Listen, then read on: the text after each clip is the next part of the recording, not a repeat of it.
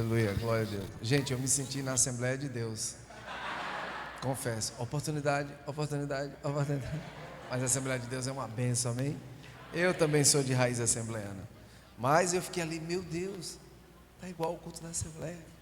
Cada um tem uma oportunidade.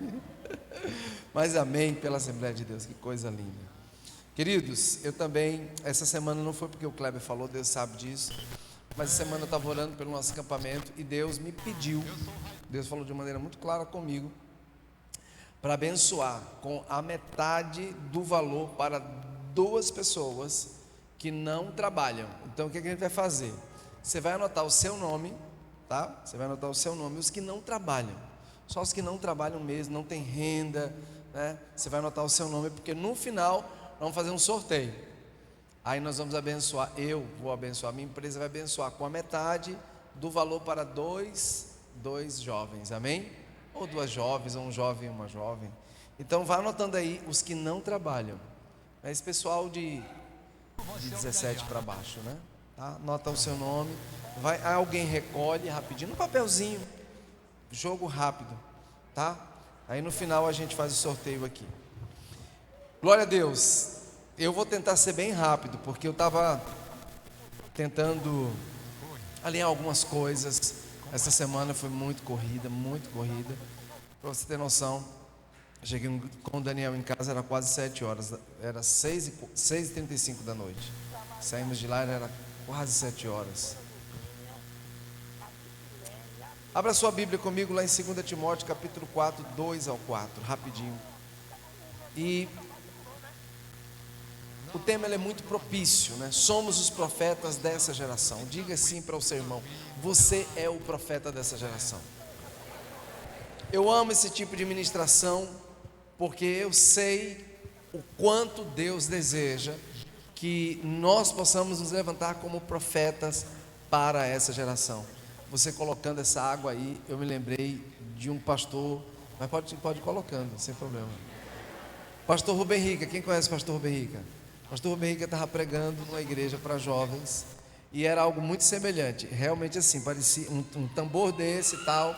O jovem subiu, meio nervoso, e aí foi colocar a água, e aí quando ele estava colocando a água, bateu no copo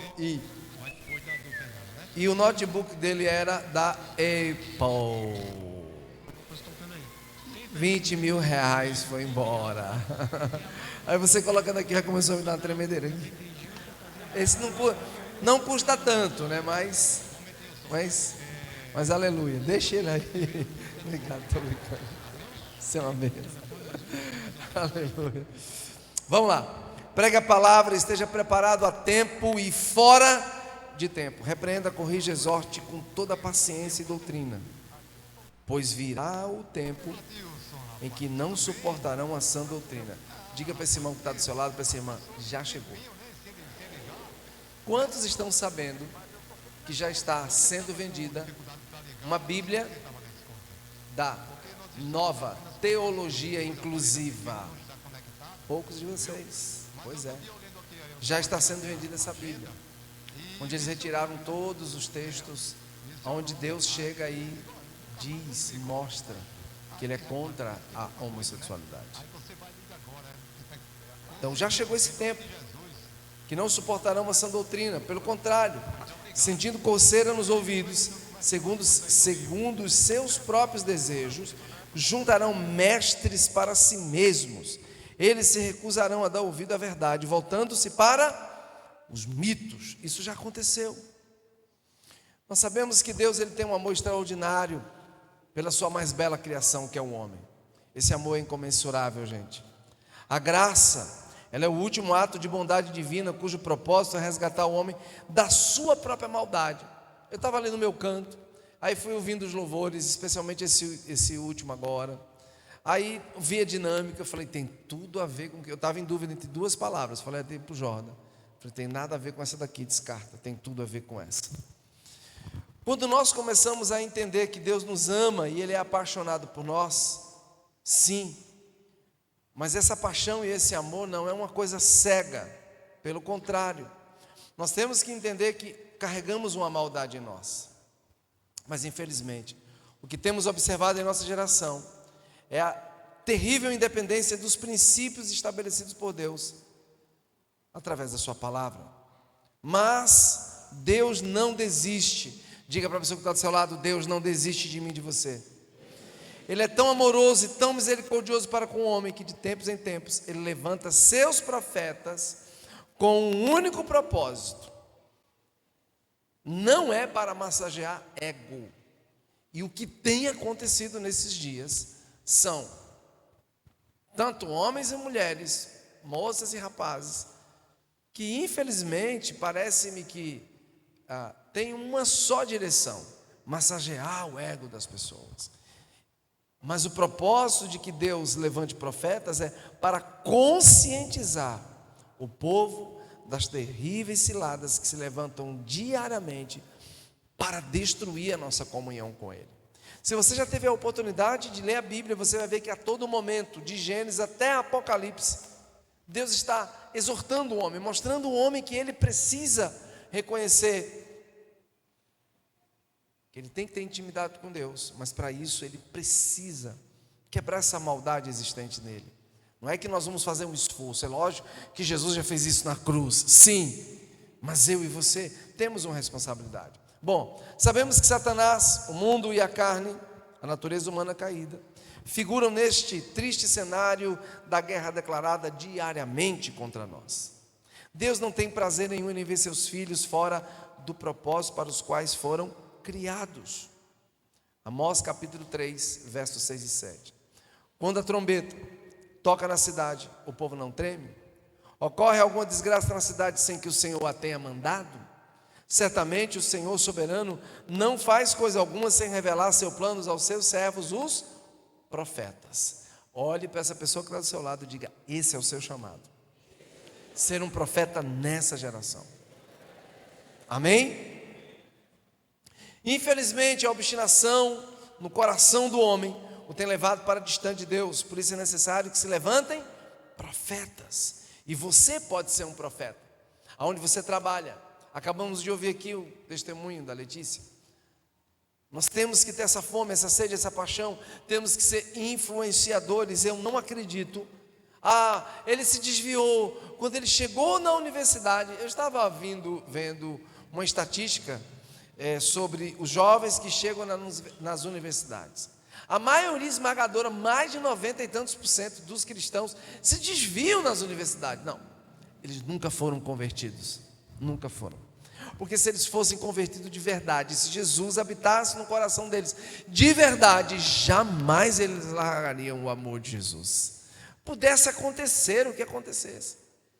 Gente, eu comecei a trabalhar cedo, 9 anos de idade. E o meu primeiro emprego foi quase aos 18 anos. Eu não tinha nem completado 18 anos. Eu fui para um ambiente de trabalho muito hostil. Muito hostil. Passado alguns anos, eu fui trabalhar num parque industrial, no interior do estado. E o ambiente era tão pesado, sério, tão pesado, um ambiente de promiscuidade, de prostituição e de adultério, era tão pesado que tinha um povoado cuja uma das ruas, não era um povoado, é porque lá na verdade a empresa era gigante, eram mais de 4.000 funcionários. E existia um vilarejo que a coisa era tão pesada que batizaram ela de Sodoma e Gomorra. Rua da Sodoma e Gomorra. Tamanho o adultério, a infidelidade entre marido, mulher, os solteiros, era uma coisa muito doida. A turma, e eu às vezes tinha que dormir no parque industrial. Minha filha Débora na época era pequena, 11, 12 anos. E eu tinha às vezes que ficar lá 2, 3 dias. Era impressionante. Não, fica aqui com a gente. Vamos lá para o clube. Você não bebe, mas você toma refrigerante. Eu falei, não. O pessoal ficava assim comigo. Mas você vai fazer o quê? Eu disse, eu vou. A gente jogava no final do expediente. Comia, descansava um pouquinho. 19 horas tinha um jogo de futebol de salão. Jogava muito. Quando era salão era vôlei. Quando terminava, saíam para os clubes lá que tinham para tomar uma, paquerar, casados ou solteiros. E eu falava, não, rapaz, mas qual o problema? Você senta? Não, nunca sentei. Eu passei lá 9 anos. Eu saía e ia para o meu apartamento. Ia orar, ia ler a palavra. Então não venha me dizer que o ambiente influencia. Não influencia. Propostas foram muitas. Muitas propostas. Não venha me dizer que o ambiente influencia. Não influencia. É o seu coração que não é convertido. Então tenha isso em mente. Vou para a universidade. Eu casei. Quando eu me casei, eu terminei o curso de administração. E alguns meninos sabem. Tinha algumas professoras, especialmente uma, que era terrível. Mas não me influía. Eu era um novo convertido. Eu me casei novo convertido também. E eu sabia o quanto a minha natureza era ruim. Então não me diga que o ambiente influencia. Sabe por quê? Porque quem tem que influenciar o ambiente é você. É você que influencia o ambiente. Deus precisa de homens e mulheres nessa geração, de jovens, moços e rapazes, que influenciem. 2 Pedro capítulo 2, do 1 ao 4. No passado surgiram falsos profetas no meio do povo, como também surgirão entre vocês falsos mestres. Estes introduzirão secretamente heresias destruidoras, chegando a negar o soberano que os resgatou. Estão negando. Quando o cara cria uma Bíblia que defende princípios que Deus não estabeleceu, o que é que ele está fazendo? Fala para o seu irmão, está negando. Está negando. Mas é tão sutil. Não, mas a gente está só dando uma mexida, estamos só repaginando, estamos só, de certa forma, modernizando a Bíblia. Isso é do capeta, porque lá em Apocalipse diz que se você acrescenta ou tira um tio ou um jota, você vai ser réu de condenação. Então estão introduzindo, ou esses introduzirão secretamente heresias destruidoras, chegando a negar o soberano que os resgatou, trazendo sobre si mesmo, repetindo a destruição. Mas ele diz: muitos seguirão os caminhos vergonhosos desses homens, e por causa deles será difamado o caminho da verdade. É impressionante como a verdade hoje ela não prevalece. Não, pastor, não prevalece? Não prevalece. O que está prevalecendo é a mentira, mas a verdade sempre será a verdade. Pode custar o preço que for. Aí ele diz: em sua cobiça ou em seu desejo, traz mestres, os explorarão com histórias que inventaram. Eles não vão para a Bíblia. Há muito tempo a sua condenação paira sobre eles, e a sua destruição não tarda.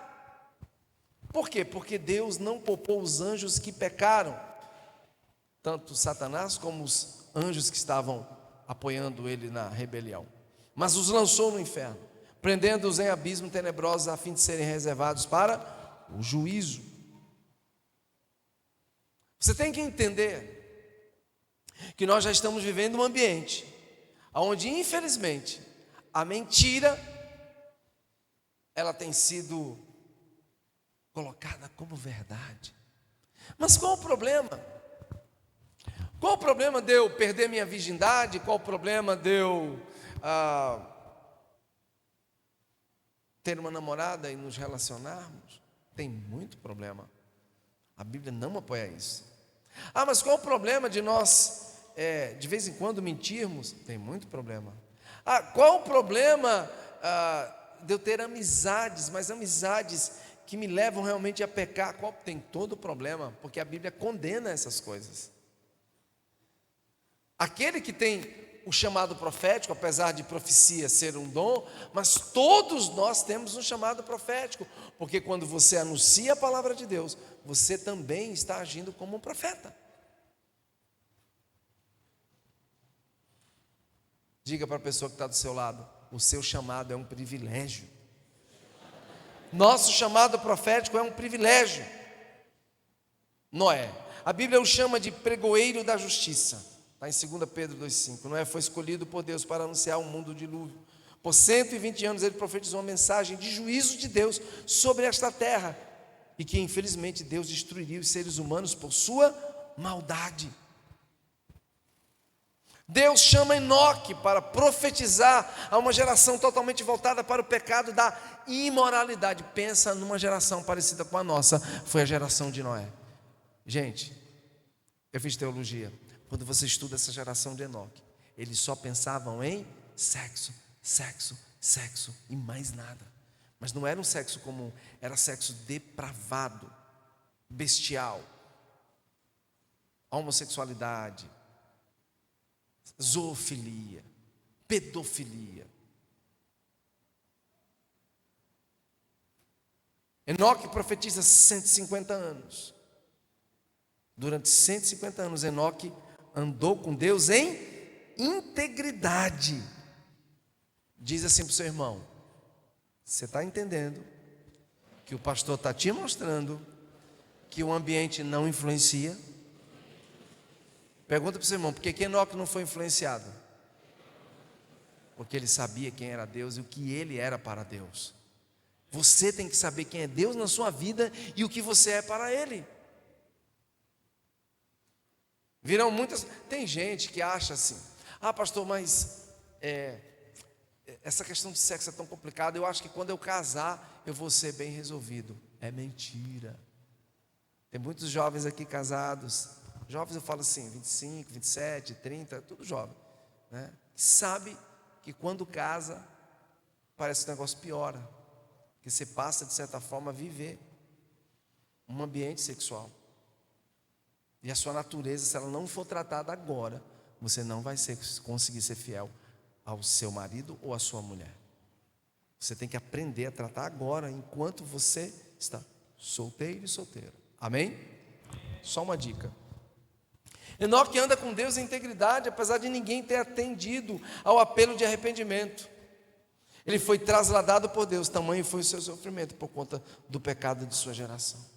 Eu imagino Enoque gritava: eu não quero mais permanecer nessa geração. Eu estou falando, e Deus viu a integridade dele, e Deus o toma.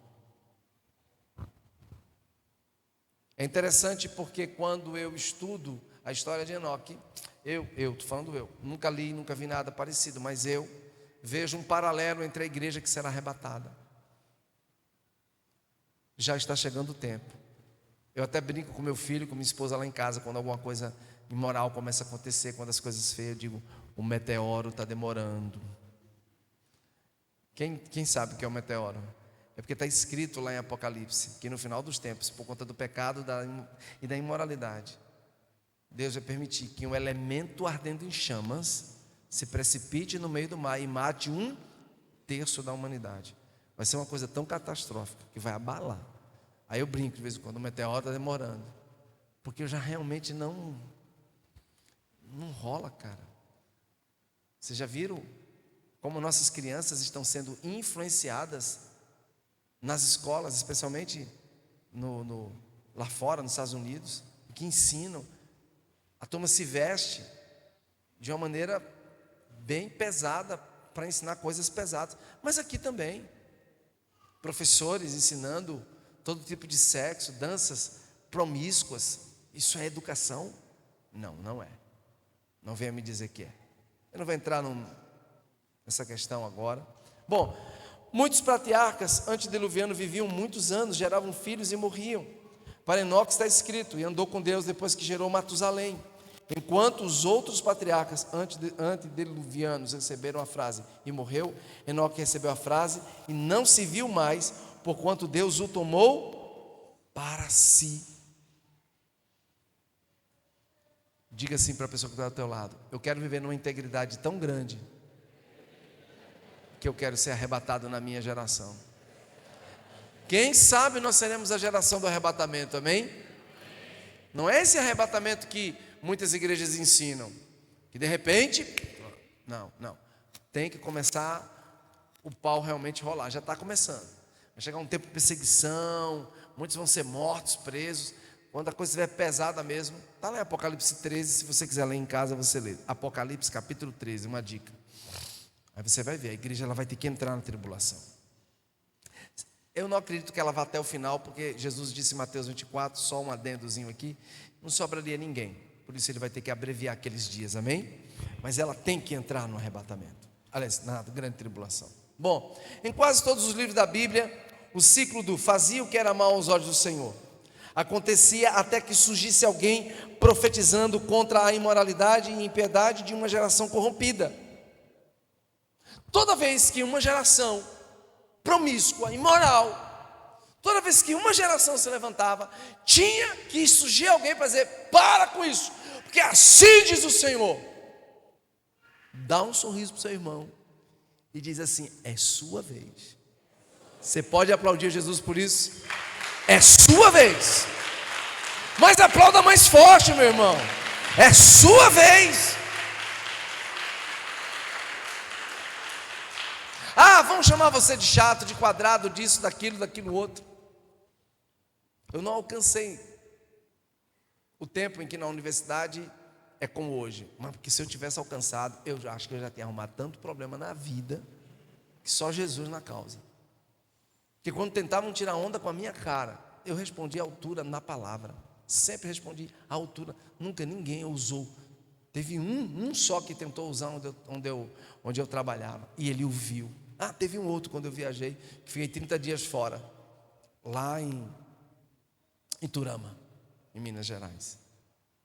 O cara veio tirar onda com a minha cara, mas eu peguei pesado. Aí nesse dia eu peguei pesado com ele.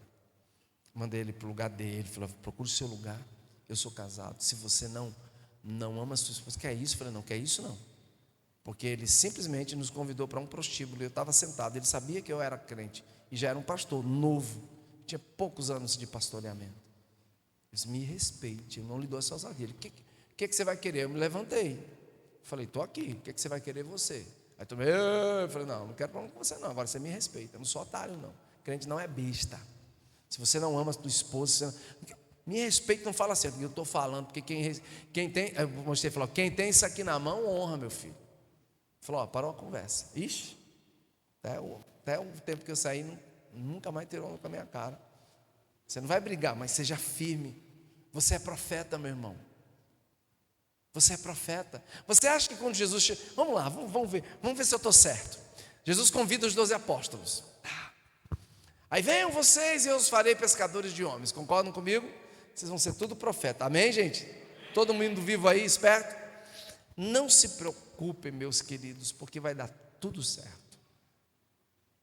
Olha, vocês são a menina dos olhos de Deus. Deus ama tanto vocês que nada vai acontecer com vocês, só bênção, porque Ele ama muito vocês. Foi assim que Jesus ensinou? Não, foi assim? Olha para o seu irmão e diz: por que essa galerinha hoje está ensinando isso? Jesus chama os 12 e diz: venham, eu os farei pescadores de homens. Agora eu quero dizer uma coisa para vocês: vocês vão ser odiados. Quem quer ouvir um negócio desse? Não é mais fácil dizer assim: vai dar tudo certo, porque você é a criptonita de Deus. Deus se derrete todinho quando vê você. Olha que palhaçada.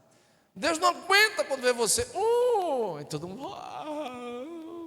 Quando termina os eventos, está tudo bem. Eu vi um pastor falar uma coisa e é verdade. Deus não é um adolescente apaixonado que faz os caprichos da namoradinha, não. Deus é Deus e Senhor. Nós precisamos, como igreja, entender que temos um dono. Amém, gente?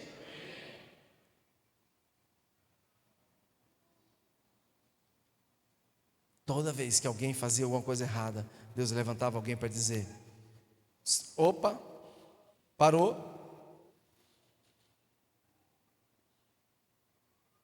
Nossa geração vive um ciclo de pecado terrível. A vida se tornou em nascer, viver pecando e morrer condenada. Não. Negativo. Deus levanta o profeta Moisés, depois de 400 anos que o povo estava cativo no Egito. Deus cumpriu a profecia, levantou o libertador para trazer o povo à terra prometida, como havia jurado a Abraão, Isaque e Jacó. E pela mão de um profeta guiou o povo desde a saída do Egito até a entrada de Canaã. Desde a saída do Egito, que representa o mundo, até Canaã, que representa o céu. Diz assim para o seu irmão: você tem essa responsabilidade. Tirar as pessoas do mundo, do Egito, e conduzi-las ao céu. Que chamado nobre você tem. Você pode aplaudir Jesus por isso. Esse é o teu chamado. Entende isso? Gente, sai daqui com esse... Caramba, eu tenho que ganhar aquele meu amigo da universidade. Eu vou orar por aquele meu amigo, eu vou determinar. O povo está vivendo, acorda, come, vai trabalhar ou estudar, não sei, namora, copula sem ser casado ou não, em suma, alguns casam, faz menino e continua trabalhando e morre, tudo, acabou. Não, a vida não é isso. Nós temos um chamado. O seu chamado é ser resgatador de almas. Você é profeta. O profeta Jeremias foi levantado em um tempo de perigo, quando a nação pagã da Babilônia ameaçava destruir o povo de Deus através do que nós chamamos de assimilação. Gente, é o que o diabo está fazendo. Assimilação, assimilar. É quando você começa, de certa forma, a introduzir um tipo de pensamento, ideia, para tirar, eu estou sendo bem simples na explicação da assimilação, para tirar aquele costume divino. Por exemplo, você vai em Romanos 1, Deus é clássico em dizer que é contra o pecado da homossexualidade. Você vai em Gálatas, ele diz que os afeminados não herdarão. Agora olha para a pessoa que está ao teu lado e diz assim: e por que está? Fala, e por que está sendo abertas igrejas que se dizem inclusivas? Isso não existe. Isso não existe. Eu sei que eu já estou arrumando problema tem tempo por conta disso. Não existe. Isso não, você tem que ser clássico em relação a isso. Jeremias é levantado no tempo de perigo, de assimilação. Querem a todo custo desconstruir nossas crianças. Assimilação. Assimila, recebe aquilo que é babilônico, aquilo que é mundano, mescla. E aí, como a gente já tem uma natureza predeterminada a fazer o que é mal, fica fácil, é mais rápido. Jeremias anima o povo, sim, mas também dá uma palavra de arrependimento. O profeta Neemias foi levantado por Deus para trazer o povo de volta do cativeiro e estabelecer na terra prometida. Voltei aqui.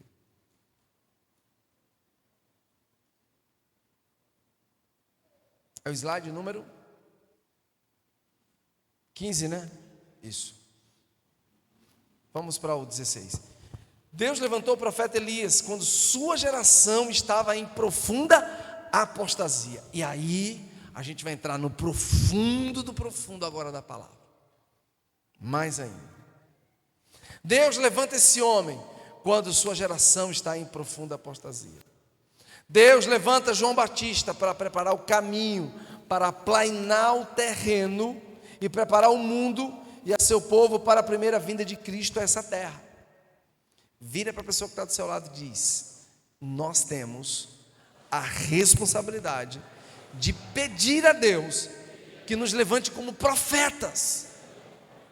Você sabia que há uma profecia sobre isso, de que Deus levantaria uma geração de jovens que profetizariam? Amém? Amém, gente? Amém. Vocês têm que serem profetas. E nós, como viveremos em nossa geração? Quais serão nossas escolhas?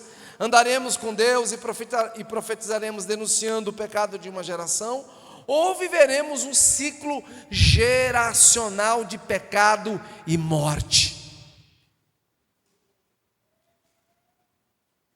Eu não quero aqui, eu acho que não vai ser legal você levantar a sua mão, porque eu conheço a maioria de vocês, e sei que a maioria de vocês cresceram sem um pai presente. Alguns tiveram até um pai, mas não tiveram um pai para instruir. Concordam comigo? Levantar a mão não é legal. E muitos de vocês não cresceram com os pais porque eles abandonaram vocês.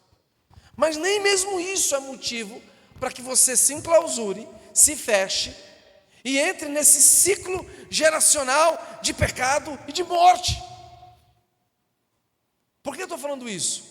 Porque eu tive um pai que, infelizmente, quando eu fiz 8 para 9 anos de idade, praticamente largou a família para viver em bebida e prostituição. Era um pai. A minha mãe era casada, a gente brinca, né? Era uma mulher viúva de marido vivo. Um pai que não instruía os filhos, que não era modelo. E eu me converto com 17 anos e pouco, e eu determino, e não levou anos não, foram meses, eu determinei que eu seria diferente do meu pai, que eu não repetiria esse ciclo geracional.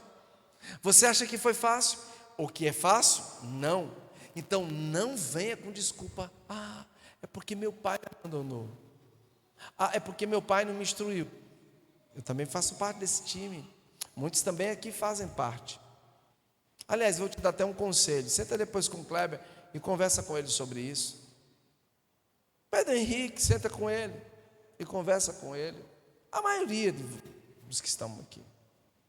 Não existe motivo para você querer justificar o não ser um profeta nessa geração. Alguém determinado. Não existe. É desculpa. É desculpa. Há muitos anos atrás, eu vi um testemunho que me impactou. Um pastor amigo meu, o apóstolo Walter, irmão da minha quase cunhada Marilene, né? Casada com meu cunhado. Ele disse, cara, eu fui num evento onde um pastor da Colômbia, muito conhecido, César Castellano, prega no mundo inteiro. Ele não podia ir ao evento. Eu já contei isso aqui no DIP. Ele não podia ir a um evento. Quem lembra disso? Poucos, mas eu vou contar de novo. Ele não podia ir ao evento. E aí o pastor que estava coordenando o evento em Porto Seguro, olha, tinham mais de, se não me engano, 2.000. Era um evento gigante em Porto Seguro. E aí o preletor chega e diz, gente, olha, o pastor César Castellano infelizmente não vai poder estar conosco, mas ele mandou um representante, um discípulo dele. Ele pediu para que vocês não estranhassem quando nós o chamássemos aqui à plataforma. Ele vai ser o preletor principal do evento. Quem se levanta? Um moleque de 15 anos de idade. Teve pastor de 60, 55, 70, até que falou, não. Um menino de 15 anos. Mas ele subiu humildemente naquela plataforma. Quando o apóstolo Walter falando para mim, quando o menino abriu a boca para orar, ficou todo mundo assim, era como se tivessem trombetas tocando. Havia uma autoridade no mundo espiritual. Quando o moleque abriu a Bíblia para pregar, a pastorada velha, tudo veio para frente no apelo, chorando, em desespero. Então não venha me dizer que é a idade, não venha me dizer nada disso, é o coração, é como você age. Tem uma frasezinha rodando por aí, né, nos Instagrams da vida, no Facebook. A arca de Deus ficou mais ou menos 20 anos na casa de, quem lembra? Abinadab. E aconteceu alguma coisa? Nada. Mas ela ficou 3 meses na casa de Obed-edom. Aconteceu alguma coisa? Até os animais foram abençoados. Sabe por quê? É como você trata Deus, é como você vê Deus, é como você deseja e como você quer Deus. Pergunta para a pessoa que está do teu lado, o quanto você quer de Deus? É o quanto você vai ter dele. Quer que eu prove? Achegai-vos a mim e eu me achegarei a vocês. Você pode aplaudir o Senhor por isso?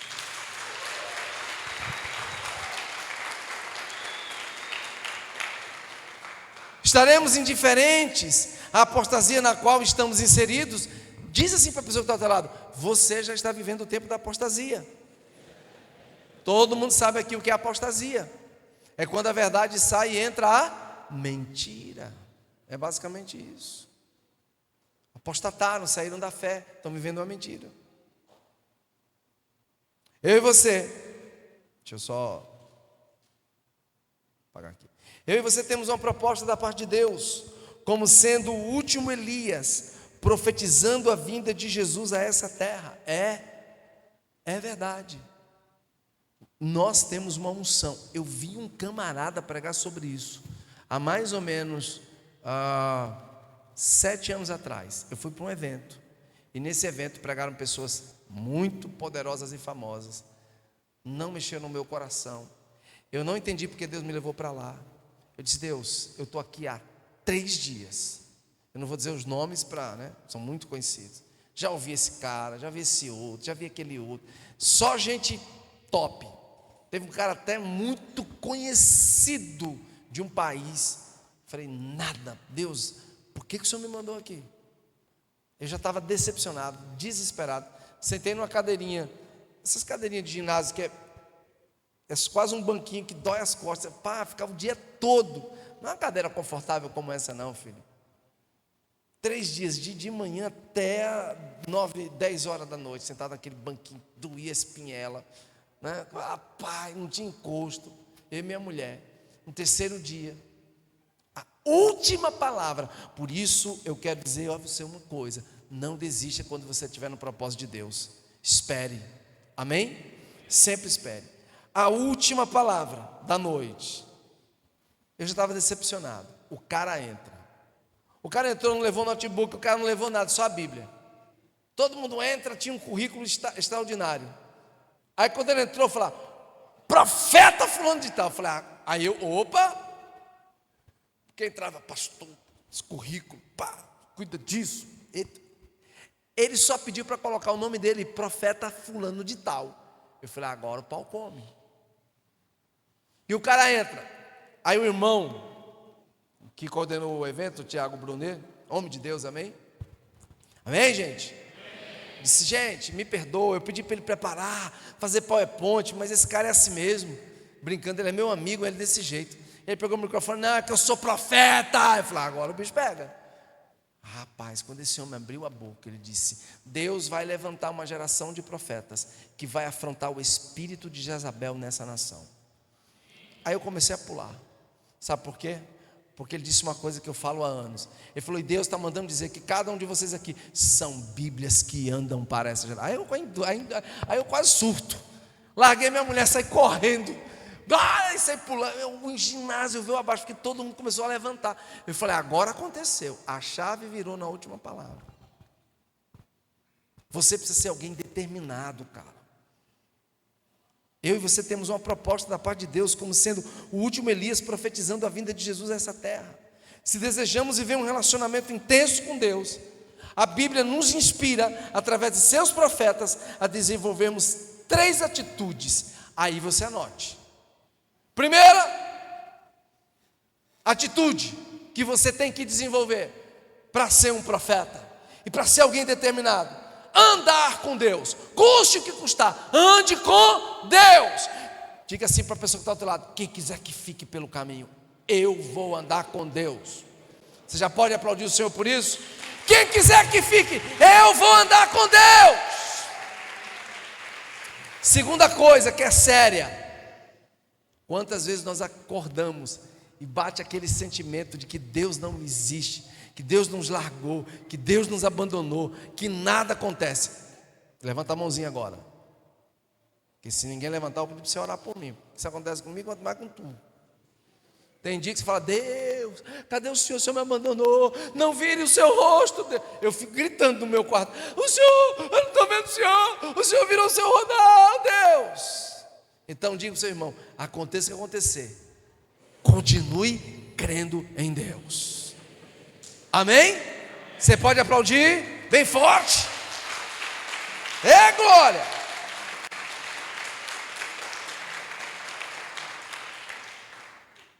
Agora, terceiro, glória a Deus. Esse é pancada, é madeira para dar em doido, como diz a turma.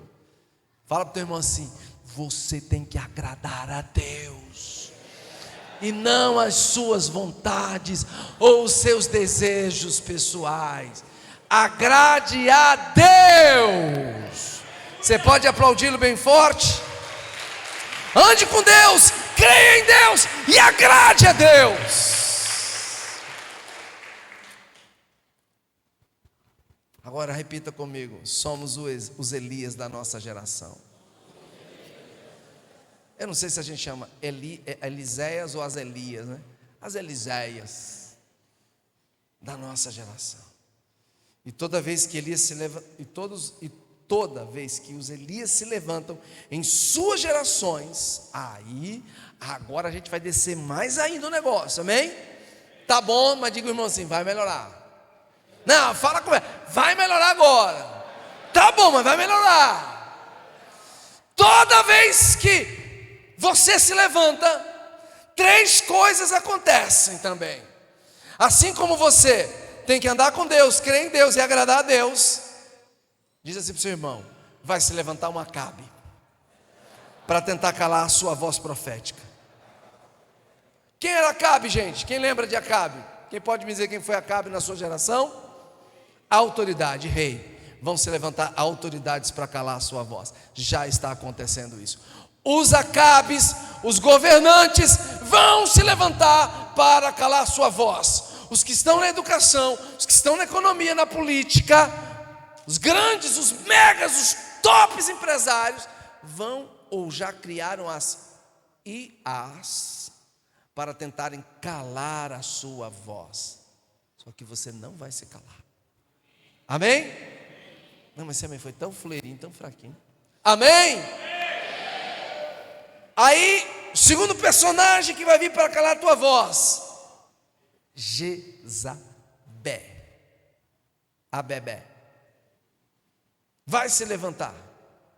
E a Jezabel tem uma característica, porque ela não é só uma voz. A Bebé tem outra, entendeu? Bebel tem, vamos chamar ela de Bebel. Bebel tem outras características. A Bebel, ela vai tentar introduzir em nós o espírito da prostituição, da imoralidade. Isso está acontecendo na nossa geração, sim ou não? E como está acontecendo? Então é o desejo de Bebel destruir a mim e a você através da prostituição. Mas não é só a prostituição que Bebel introduz. O que está acontecendo na nossa geração é surreal. As pessoas estão adorando até a si mesmas. Tem gente que deixa de ser gente para ser cavalo, para ser jumento, para ser cachorro, cachorra. Quem já viu isso? O cara está lá, velho. A menina está lá, de 4, com uma coleirinha com a outra. Me ajuda a melhorar. Bebel é tão sem vergonha que ela começa a colocar na mente das pessoas os mais variados tipos e as mais loucas ideias acerca da sexualidade. Tem doido agora transando com árvore. Quem viu isso na internet? Só eu. Nossa, vocês estão tão puros. O cara estava transando com uma árvore, gente, nu em praça pública. Ele pegou o piu-piu dele, introduziu lá num buraco de uma árvore e ficou se relacionando com uma árvore. Você entende como isso é doentio? E um louco que estava se relacionando com frutas. Como, pastor? É isso mesmo que eu estou dizendo para você. Ainda tem uns mais loucos ainda, que se relacionam com animais. Teve um doido na Alemanha que quer casar com a cadela dele. E já está isso aqui para poder ser aprovado. Você quer mais? Bebel não é brinquedo, não. Se você der espaço, ela monta com força. Então se levante contra essa voz maldita. Bebel também tem outra característica. Ela é aquela que vai introduzir a adoração a ídolos, a deuses falsos. Na verdade, ela quer implementar a idolatria como uma condição na vida das pessoas. E a idolatria não é somente coisas, ela pode ser sentimentos. Sabia disso? Sabia disso? Porque quando você olha para Acabe, ele não era um cara que ia lá adorar pessoalmente aos ídolos de Baal e Axera, mas ele idolatrava sentimentos. Eu queria comprar a vinha de Nabote, mas ele não me vendeu. Como é que é? Deixa que eu compre ela para você. Bebel disse isso. Acabe idolatrava seus sentimentos. Essa é uma geração que idolatra. Jezabel gera esse ambiente de idolatria de sentimentos, sabia? Se o pastor for mais um pouquinho firme na igreja, eu vou procurar outra. Tem um mói aqui na avenida, então vamos embora. Você começa a tratar a pessoa, é tão idólatra de si mesma, que não quer ser tratado. Terceiro personagem que vai aparecer: os profetas de Baal e de Azera, Axera, em algumas versões. E o que nós temos hoje de falsos profetas, já falamos sobre isso no começo da palavra, não vamos perder muito tempo. Você tem que ir de encontro a essas três situações. Pois certamente vem um dia, ardente como uma fornalha, todos os arrogantes, malfeitores serão como palha.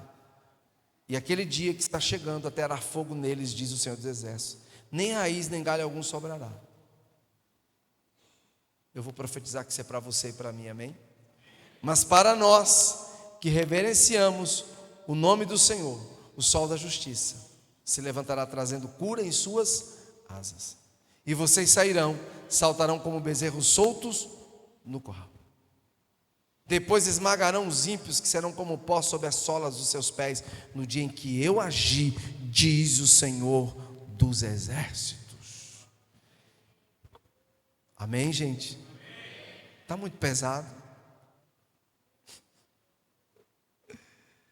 Lembrem-se da lei do meu servo Moisés, dos decretos e das ordenanças que lhes dei em Horebe, para todo o povo de Israel.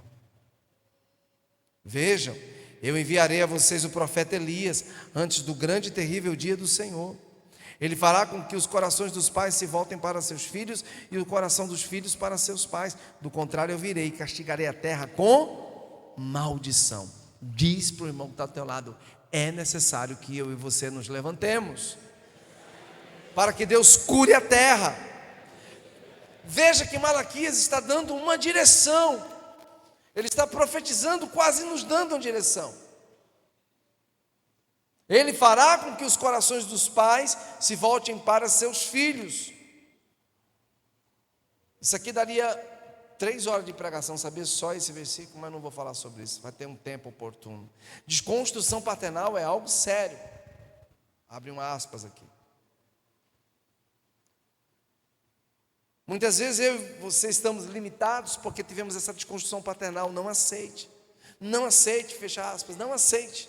E os corações dos filhos para seus pais, porque do contrário eu virei e castigarei a terra com maldição. Você tem que se levantar, e você tem que profetizar, e você tem que declarar que essa geração, ela vai se render aos pés de Jesus. E você, nós somos os profetas.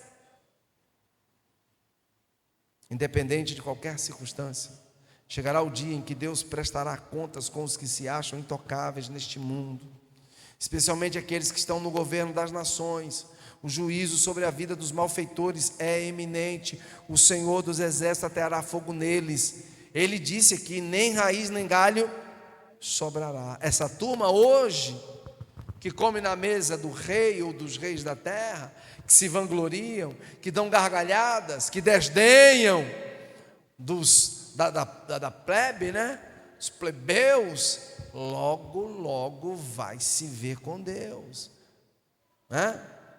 Os que se acham semideuses, legislando a toque de caixa, vão pagar um preço, vai chegar o dia da prestação de contas, e eles não gostam disso, é por isso que querem mudar a Bíblia. Mas o Senhor disse: para vocês que reverenciam o meu nome, o sol da justiça se levantará, trazendo cura em suas asas. Sairão, saltarão como bezerros soltos do curral. É um tipo de remanescente. Um tipo de remanescente sempre será levantado por Deus para manifestar a sua vontade. Deus vai levantar sempre um tipo de remanescente. Quando você vai a um convite a um jovem: na tua igreja namora? Não, acho que eu não vou. Paciência. Então você seja, não fique, não, mas vá mesmo, não, paciência, você não vai porque você não quer mudança, porque não existe namoro na Bíblia. Você pode ter um sentimento por uma jovem, sim, já falamos sobre isso várias vezes, é até bom que isso aconteça, mas tem que saber tratar, porque os relacionamentos são doentios, porque começa o namoro doentio. Quando eu me casei, eu sabia o que era que eu queria em Deus.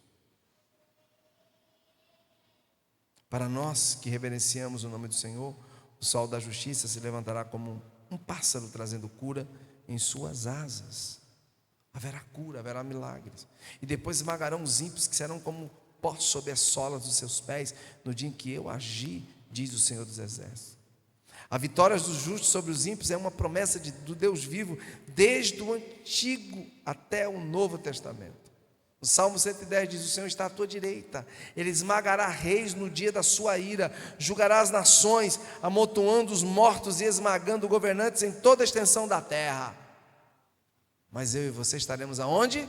Debaixo da proteção do Senhor, amém, gente? Lembrem-se da lei do meu servo Moisés, dos decretos e ordenanças que lhe dei em Horebe para todo o povo de Israel. Nossa obediência ao Senhor e às suas leis é algo imprescindível nesta guerra, pois nossa luta não é contra a carne ou sangue, e sim contra demônios. É por isso que você tem que entrar naqueles 3 princípios. Creia em Deus. Creia, você tem que crer. Você tem que ser alguém posicionado. O diabo vai querer te desconstruir. Não deixe de crer. Tome posse. Seja alguém posicionado para agradar a Deus. Não desista do caminho em hipótese alguma. Seja alguém determinado em obedecer. São princípios que Deus coloca. Vejam, eu enviarei a vocês o profeta Elias antes do grande e terrível dia do Senhor. Ele fará com que corações dos pais se voltem para filhos e os filhos para os seus pais. Do contrário, eu virei e castigarei a terra com maldição. Gente, por favor, internalize isso nessa noite. Atenção, atenção. Internalize isso. Temos uma missão a cumprir. Eu gostaria depois que essa palavra fosse liberada para o pessoal do Deeper, tá? Vocês lerem em casa com mais calma. Temos uma missão a cumprir em nossa geração. No Espírito Santo. Somos os Elias deste tempo, amém? Fala para o seu irmão: você é o Elias deste tempo. Mas aí vamos ver quem foi esse personagem. Quem foi Elias? No hebraico significa Eliahu, seu nome. Olha que coisa extraordinária o nome do cara. Eliahu quer dizer: meu Deus é Yahvé. Pergunta para o irmão que está do teu lado: quem é o teu Deus? Se é Yahvé, você é um Elias. Você pode aplaudir ao Senhor por isso? O nome dele é: meu Deus é Yahvé. Ele foi um profeta e taumaturgo, que realiza milagres em Deus, que viveu no reino de Israel durante o reinado de Acabe, no século 9 antes de Cristo. Interessante, não há genealogia do profeta. 1 Reis 17:1, ele já aparece na história como adulto. O profeta Elias foi de tão grande relevância em sua geração e em toda a história do povo hebreu, que João Batista e Jesus, em suas épocas, foram confundidos como sendo o mesmo. E até hoje, nos momentos de oração, sobretudo na Páscoa, os judeus deixam sempre um lugar ou um copo de vinho reservado ao profeta, esperando que ele regresse. Eu participei do Shabat muitas vezes. Eu entrei um pouco no judaísmo. E é reservado um cálice, porque ele foi arrebatado. A importância de Elias é muito grande. É necessário que você se levante como profeta na sua casa. É necessário que você seja alguém determinado a ser um Eliahu, alguém cujo Deus é o Senhor. Ah, mas vai aparecer esse namorado tão bonitinho. Não, meu Deus é o Senhor. Ah, mas vai aparecer essa namorada aqui para mim. Não, meu Deus é o Senhor. Você tem que entender isso, senão não rola. Não vai. Ele foi levado aos céus em uma carruagem de fogo. Entenda isso. Não esqueça, apesar de que esse estudo vai estar com você. Tipificando em como deve ser a vida de seus ministros. Dá aquele sorriso assim e diz: labareda de fogo. Amém? É assim que você tem que ser. eu tenho um santo orgulho do que eu vou te dizer. Trabalhei, todo mundo sabe, num grupo econômico top. E eu uma vez fiz questão de levar minha filha com uma amiguinha dela, Priscila, que é a esposa do Hamilton, irmão do Kleber.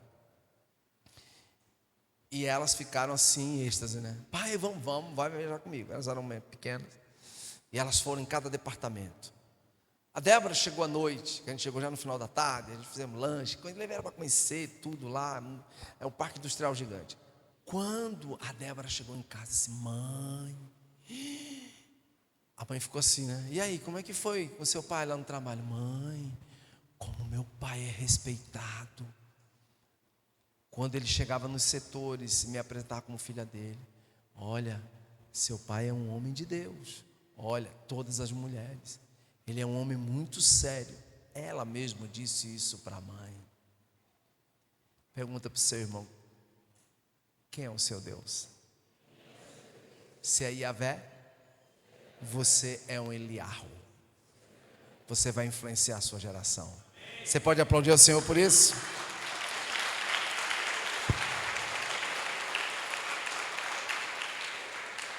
Você tem que ser uma labareda de fogo, compadre.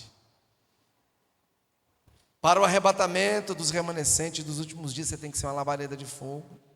No monte onde Jesus foi transfigurado, está lá em Lucas 9,30. Elias é um dos personagens que aparece conversando com Jesus acerca do plano de Deus para a sua geração. Que importância teve esse homem? Ele, Moisés. Por que será? Toda vez que os Elias se levantam em suas gerações, todas as vezes, aprenda, nunca mais esqueça isso. 3 personagens vão surgir, não se assuste. Por que essa situação está acontecendo comigo? Por que está vindo perseguição? É Acabe, é o rei, é o sistema. Porque às vezes vem tanto pensamento terrível na minha mente, desejo de masturbação, de prostituir. É a Bebel. Bebel, manda Bebel embora. Não é só a sua vontade. Tem Bebel na parada, tem demônio, manda embora. Eu entro no meu quarto, meu amigo, eu dou bicuda literalmente na cara do cão, é sério. Sai daqui, desgraça. Fala mesmo, sai daqui, sonhaca, vai embora. Eu falo em voz alta, há anos. Esse é um dos segredos de você não cair na prostituição. Amém? Vão se levantar os profetas de Baal. Eu coloquei esse slide de novo para que você não esqueça disso. Vai se levantar Acabe, o sistema. Vai se levantar a Bebel, para poder tentar destruir você. Vão se levantar os profetas de Baal e de Asherá, que são os falsos mestres e pastores que já estão por aí. Prosperidade, bênção, prosperidade, só que se falta, doido. Bênção, prosperidade, Deus vai fazer isso, Deus vai fazer aquilo, o cara só profetiza a bênção. O profeta ficou para profetizar, para consertar o povo, gente, não é para profetizar só bênção não, pode, mas não é só bênção. E aí estamos encerrando. Antes de entrar na batalha por nossa geração, compreendendo um pouco do sistema político, religioso e imoral que se levanta todas as gerações, desde a criação do primeiro homem na terra, aprendemos com o profeta Elias alguns aspectos que não devem ser ignorados. Isso, se quiser anotar, que você vai ficar com um slide, mas é muito importante. Ao confrontar esse sistema, Elias foi tomado por alguns sentimentos que geralmente cativam aqueles que se levantam como autoridade do Senhor para quebrar este ciclo geracional de iniquidade. Toda vez que você se levanta para tentar quebrar esse ciclo geracional, e eu sei muito bem do que eu estou falando, e esse desgraçado sabe muito bem do que eu estou falando, e o meu Deus sabe muito bem do que eu estou falando, e Ele é que sabe, porque já houveram situações na minha vida que eu disse: não passo desse dia, não passo dessa noite. Houve um momento na minha vida, Daniel tinha 1 ano e meio de idade, em que a opressão foi tão grande, Jordan, tão grande, eu nunca vivi aquilo. Eu passei 3 dias dentro de um quarto, só tomando água. Disse para minha mulher: não, quem ligar para mim, eu não atendo. Eu preciso saber o que está acontecendo. No 3º dia, Deus veio de uma forma sobrenatural. Mas na madrugada, eu dormindo, um espírito imundo. Esse, como dizia o Daniel quando era pequeno, pai, minha amiguinha chamou um palavrão, P-O-R-R-A, foi o que eu ouvi. Esse P-O-R-R-A, não desiste nunca. Eu me levanto, tomo um susto, começo a ter ânsia de vômito. Minha mulher, eu não queria acordá-la, e eu começo a tremer, sinto o cheiro de enxofre, desço a escada da minha casa. Quando eu cheguei embaixo, disse: Deus, tem demônio aqui. Por que isso? Deus falou: vai orar. Era 3h40 da madrugada, orei até o sol nascer. E Deus me falou de maneira muito clara: você está confrontando um sistema, você está quebrando um ciclo geracional, primeiro na sua vida, na vida dos seus filhos, na vida de uma geração. E estou eu aqui depois de quase, isso foi há quase 15 anos atrás, ministrando para você, exatamente para você, porque você precisa ouvir isso. Deus não é tremendo? Você pode aplaudi-lo por isso. Você vai levantar uma geração de profetas. Deus falou: você vai levantar profetas. Eu vejo hoje muitos profetas sendo levantados, muitas profetisas, homens e mulheres de Deus. Toda vez que você se levantar com autoridade para quebrar esse ciclo geracional, meu irmão, não vai ser fácil. Virão sentimentos, muito complicados. Vamos lá. Primeiro, Elias foi forjado onde? No deserto. Nesse ambiente atípico, ele conheceu os seus limites. Deserto é um lugar onde não há provisão alguma. Não tem água, não tem comida, não tem abrigo. Diz assim para o seu irmão: é só tu e Deus. Então fique esperto. Quando você entrar no deserto, é porque Deus quer que você seja totalmente dependente dEle. Você pode aplaudir por isso?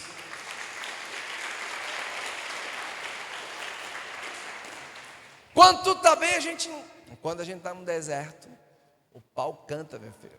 Não é fácil não, é madeira para dar em doido. Não podemos incorrer no erro de pensarmos como o profeta. Ele achava, que era o dono da batalha. A gente erra muito nisso. Somos os donos da batalha, não. Diz assim para o seu irmão: a batalha é do Senhor. Você é coadjuvante. Então não se sinta o dono da batalha. Terceiro, carregamos uma forte tendência de internalizarmos: sem nós tudo está perdido. Somos mega limitados. Não pense que sem você a coisa não anda. Anda sim. Eu mal estou entre os jovens e está andando, glória a Deus. Não faço nada na mídia e 100%, glória a Deus. Nem participo de nada a não ser comprar, melhorar a equipe de crianças, mas ela anda. Minha esposa, as meninas que estão aí fazendo muito bem, glória a Deus. Louvor, me meta besta a cantar aqui com o menino, mas não participo, glória a Deus. Em suma,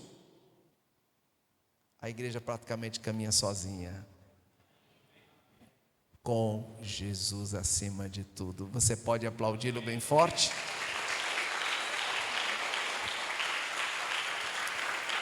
Nós somos limitados. Não, agora eu tenho que estar na mídia, eu tenho que dar pitaco na mídia, porque sem mim. Não. Ixi, eu vi uma coisa.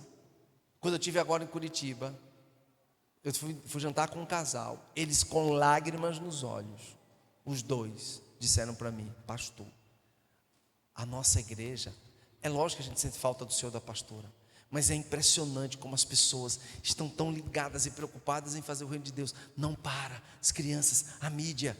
Eu fiquei preocupada, porque ela não tinha, assim, domingo no culto, ela ficava assim: como é que vai ser um pastor? Isso é a mesma coisa, o louvor, os meninos, todo mundo. É como se o senhor tivesse lá, disse: mas é lógico, o meu espírito está com eles e o deles estão comigo. É fato. E acima de tudo, o Espírito do Senhor está em nós. Que coisa linda. Você pode aplaudir a Jesus por isso? Que glória, meu irmão! Aleluia! Aleluia! Tem gente que pensa assim: sem mim Deus está perdido. Ele não vai conseguir realizar seus propósitos para a minha geração sem mim. Coitado, não vai. Deus, Ele levanta quem Ele quer. Quem Ele quer. Eu ouço cada coisa extraordinária acontecendo nas células, nos ambientes, a galera se ajudando, gente ajudando outras pessoas. E eu não preciso participar. Embora alguns às vezes, não posso, eu não tenho 10 braços.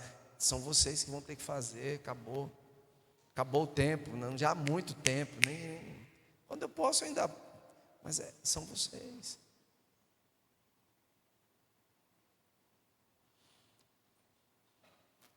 Elias infelizmente tinha isso. Olha só, ele era homem de Deus, hein?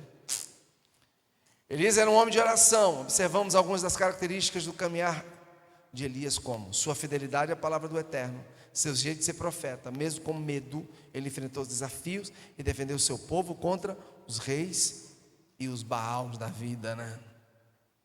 Ele foi capaz de realizar sua missão porque era um homem de Deus. Em tudo buscou fazer a vontade do Senhor. Sempre estava em comunhão com Deus e era um homem de oração. Orar era o que lhe dava condições e forças para caminhar, viver e experimentar o deserto, descobrindo sempre a presença do Senhor em todas as circunstâncias. A carta de Tiago relata o testemunho de Elias como homem de oração. Elias era homem fraco como nós. No entanto, ele rezou, não gosto dessa versão, bastante para que não chovesse, e não choveu sobre a terra durante 3 anos. Depois ele rezou, orou de novo, e o céu mandou chuva, e a terra produziu frutos. Acabou. Diga para o seu irmão assim: ore e ore muito. Gente, o fogo na Bíblia é um símbolo e imagem do Espírito Santo. Foi assim que ele se manifestou em Pentecostes, está lá em Atos 2, 3 e 4. Elias é um homem arrebatado e tocado pelo fogo do Senhor. Este fogo queima em seu coração de profeta. Estava no coração dele. É o fogo da intimidade, da esperança de ver seu povo, sua geração livre do sistema político, religioso e imoral. Eu louvo a Deus, porque o Senhor é aquele que liberta o povo. Não são políticos, não é o sistema político, é o Senhor. Deus vai levantar homens, Deus vai levantar políticos, mas é Ele que vai fazer isso. Não é um homem ou o sistema negativo. Eu e você temos que ser do fogo, desejosos pelo fogo do Senhor. Nosso coração tem que queimar de paixão por Jesus. Esse mesmo fogo que o transformou e o enviou é o mesmo em teu interior, que faz o coração de uma pessoa arder de zelo pelo Senhor. Ele dá condições de não apostatar. Está até errado aí, tá? Apostatar. Mas ter esperança, pois a esperança não fracassará. Assim será para a tua alma o conhecimento da sabedoria. Se achares, haverá galardão para ti, e não será cortada a tua esperança. Busca conhecimento, sabedoria. Isso é Jesus. Busca Jesus. Busca. Seja alguém determinado. Se você é alguém que pega a tua alma e ao invés de acalentar sentimentos pessoais, vai buscar sabedoria. Meu irmão, conhecimento em Deus. Se você encontrar, haverá galardão para você. E não será cortada a tua esperança. Vamos colocar de pé. Esse estudo vai estar para você.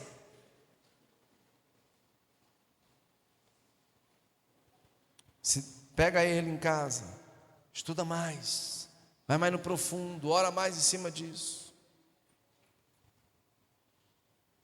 Vai mais em cima disso. Amém? Nós vamos orar.